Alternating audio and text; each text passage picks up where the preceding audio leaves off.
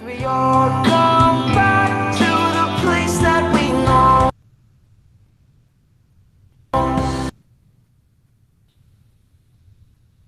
And we all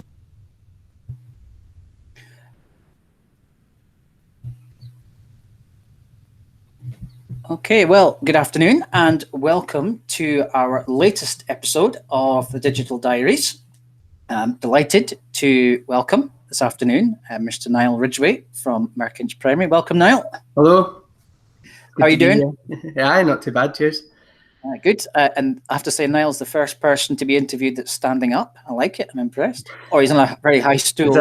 A very high chair.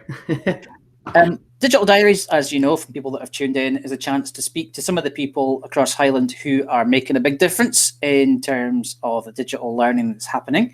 And this is episode number 4. And we've spoken to some people already.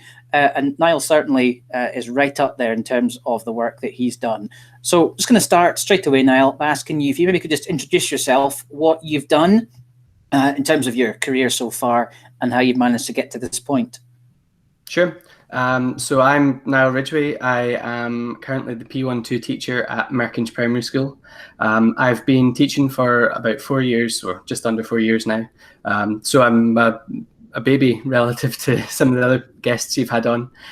So I've had mostly the early years and in the first level so far. So I've had P2, P2-3, and I did ASN as well for about 1.5 years.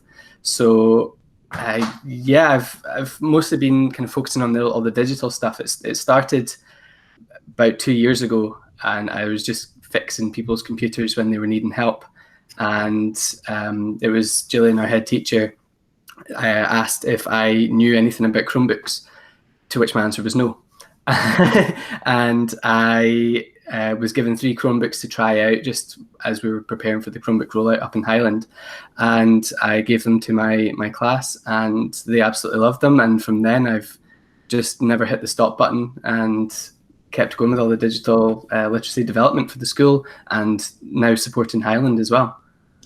Fantastic. And yeah, absolutely. And as I said before, Niall has done a huge amount of work supporting in terms of training and just being a sort of sounding block for lots of digital questions. Just thinking about your experience a bit more, you kind of mentioned that at times you felt like you were sort of thrown in at the deep end. How have you developed your digital knowledge? Is it through training? Is it through sort of self-taught? What kind of certification have you done? Any of the sort of Google training stuff? Yeah, so at first it was kind of going off of the stuff I'd learned when I was a teenager, tinkering around with computers and playing around with everything that I had. And then when we were looking at all the Chromebook rollout, I came to one of the training sessions down in Perth with yourself and started doing my Google Level 1, then went on to do Level 2 and get my certified trainer for Google Now certification as well. And more recently, I've done the Screencastify certification. So that's for Genius and Master of Screencastify. So that's how that's happened.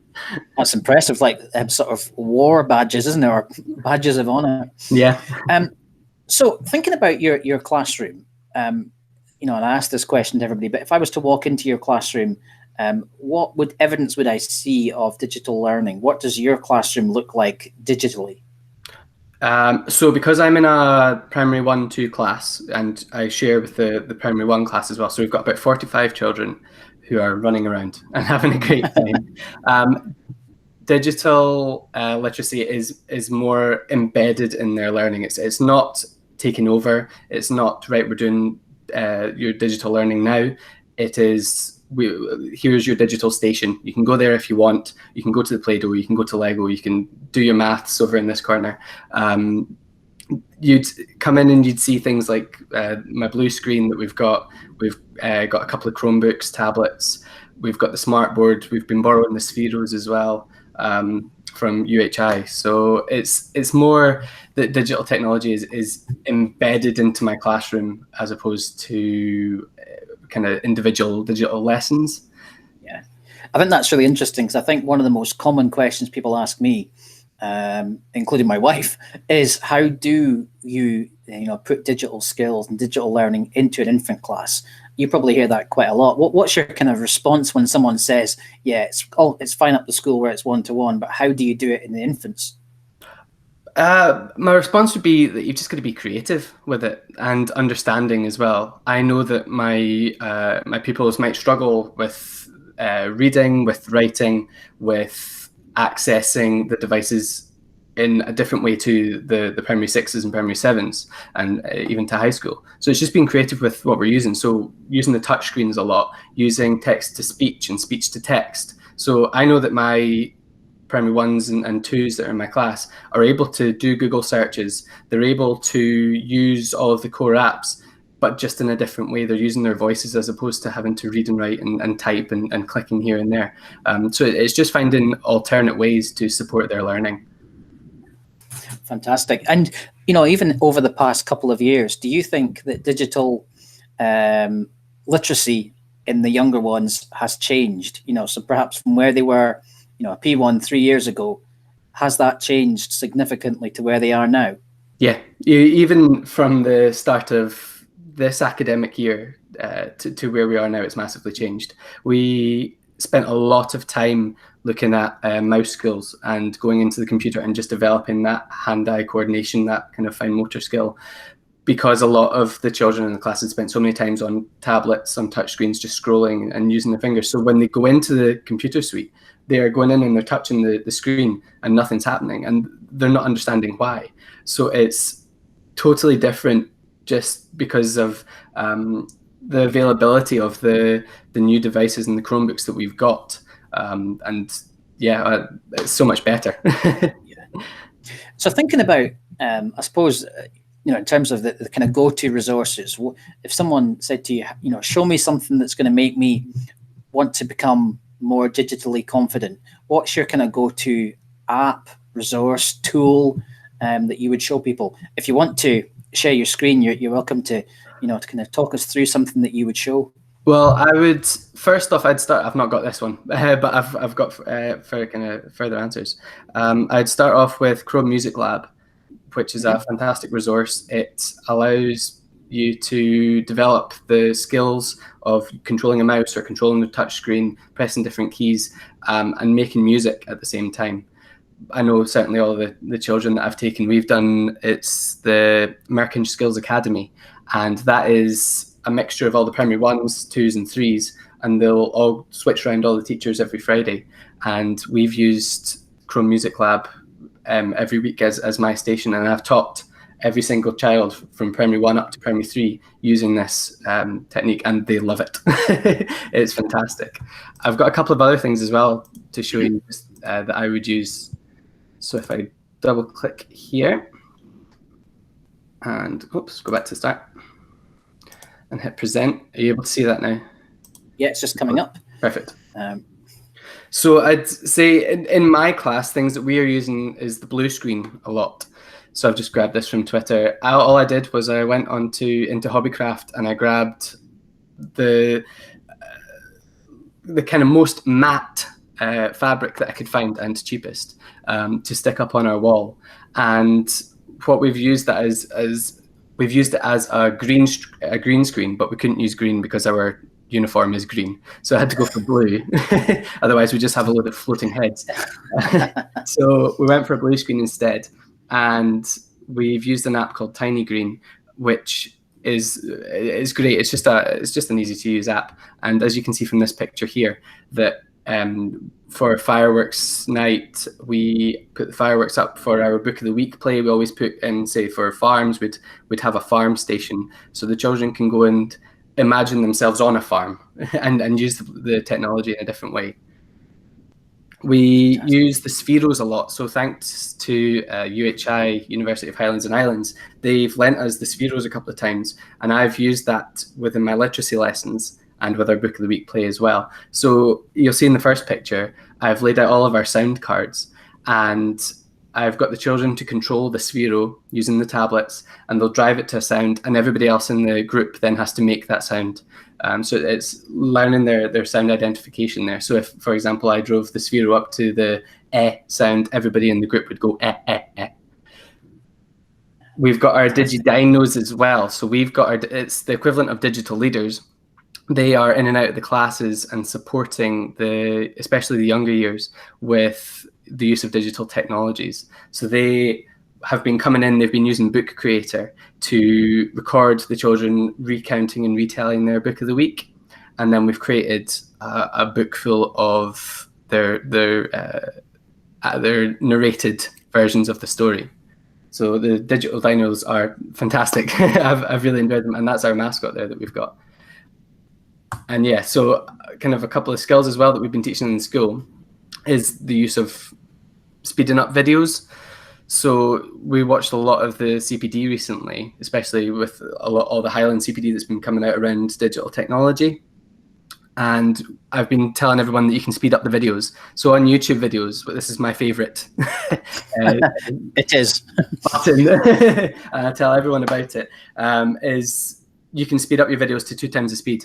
And that allows you to get more content and to fly through all the training, and I fully recommend it. And the last one would be as well to use Google Slides in different ways. So if I had somebody new who just didn't know how to create something, I would go onto Google Slides and I'd show them how to import images and videos and kind of manipulate text. But then I would also show them that they can manipulate the page that they're working on as well. So here we've got it set up to an A4 page instead. And so it goes from the left, a stereotypical slide that you might print off, to a full A4 page that you can now print off and use with your learners. So that's kind of what we've been doing, and what I would show people if I had 5 minutes of their time, and just to kind of give them an overview. Brilliant. No, thank you. That's great to have given us that overview. And a lot of these things, there is training on some of these things on the Digital School Hub, but other things, obviously just get in touch if you're watching this and thinking, I would love to find out more. In terms of the sort of lockdown and COVID, how do you think it's changed the outlook and I suppose application of digital learning across Highland over the past 9-10 weeks? I think that before lockdown, we had a pretty good number of staff and teachers, PSAs, everybody who was able to use technology, and we've now up-leveled every staff member. So somebody who maybe hasn't touched their Google account is now able to log into Google Meet and is now able to join in all of the digital learning. We've got somebody who was able to use slides and docs, is now using Google Sheets, is now creating Google Sites. We've just up-leveled every single staff member, and that's then having an impact on our students as well. And we're seeing an increase in their ability because the staff are up-leveling themselves. Absolutely. I think you've spot on. And obviously you've provided quite a lot of that training. Is there a standout training session or one where you thought suddenly kind of almost like light bulb moment where you thought, wow, actually this is making a difference? Was it because of the number of people that attended, or was it a particular session? So I think, we can all think about those that probably are confident enough extending themselves, but often it's those people who have never done it before that all of a sudden you just see them going, oh, actually this isn't that bad. Can you think of a particular session? There's a few. There's the one, I think Alan took it, and there was maybe 160 odd maybe that joined in that one. I would say that the little bits of sessions are the standout ones. So I've had loads of people, we've talked for months about Book Creator, and then after the Book Creator session, I had people coming and telling me about Book Creator, and I'm like, yes, we've talked about this before, and they just needed to be able to see it being used. So yes, they know the name, which is great, but they just needed that little kind of helping hand and saying, oh, this is how you do it, and then they can go and use that. Things like Mentimeter, things like just using Google Slides, Docs, Sheets, Forms, absolutely everything. It's just showing people that they can use it, and that's what's kind of stood out for me. Yeah, no, absolutely, and we're fortunate, you myself, me, and others that have been part of the training program to actually see that at first hand, the sort of development of people coming back to the same session. Those are the ones that I like. People coming back to the same session or to different sessions who have said, I just can't do this, but actually their confidence is growing. Yeah. Niall's also quite a regular member of the digital drop-in at 3 o'clock. which is another great tool for helping people. What have you made of the digital drop-in, and how do you think that has worked? It's been great because there isn't that onus to like I'm going to lead this and I'm going to support everyone here. I'm just kind of sitting there, I'm doing my own thing in the background, and if someone asks a question that I know the answer to, I'll jump back into the meet and I will turn on my microphone and I'll help them that way. So it's really relaxed, and I really enjoy that people are in and out and just helping each other. So it's that kind of collaboration that is really working, and it's going well. Yeah, no, it is. It's huge. If you haven't been to one of these before, I would definitely recommend just dropping in. And the kind of evolution of the digital drop-in is that you come along, leave your camera off, leave your microphone off, and just watch. And then the following session, maybe come back, and you tend to find people perhaps will put the camera on, or they might type a question down the chat option on the screen, and then maybe 3 or 4 times later, they'll ask the question. And usually the comments are, "Wow, I can't believe people can help me with that." And it's the fact you can share the screen. I mean, I don't know how many times Niall has sort of stepped in and said, "Oh, let me show you how to do that." And that's just huge, as you've said. I think it's great as well, because if every individual person was asking these questions, you'd have to set up that meet. You'd have to say, right, I'm going to share my screen with you now. We're going to have to create that environment first. But with the digital drop-in, it's already there. You just have to sign in and ask the question, and then somebody will take over and support you. So yeah, it makes everything a lot easier. I'm glad you agree. Yep. Last couple of questions, I suppose. The second last one really is, what's your sort of target for between now and the summer? You know, if you could wave a magic wand, I guess maybe professionally, or perhaps even in terms of your own school, what's that thing that you want to achieve digitally? I have got a number of people that are talking to me just now about sitting their Google certification for level 1 and looking at level 2 as well. So I would love for them to achieve that. So it's not so much about me, I guess. It's more about helping others. I want them to get the proof and the evidence that they've worked really hard at this. And that will then show the work that we've all put in to support everyone. So I would like to see those who are trying to get the certification to achieve that. That's my goal, certainly. But just generally, I would like everyone to keep up leveling and upskilling themselves, and just kind of helping them.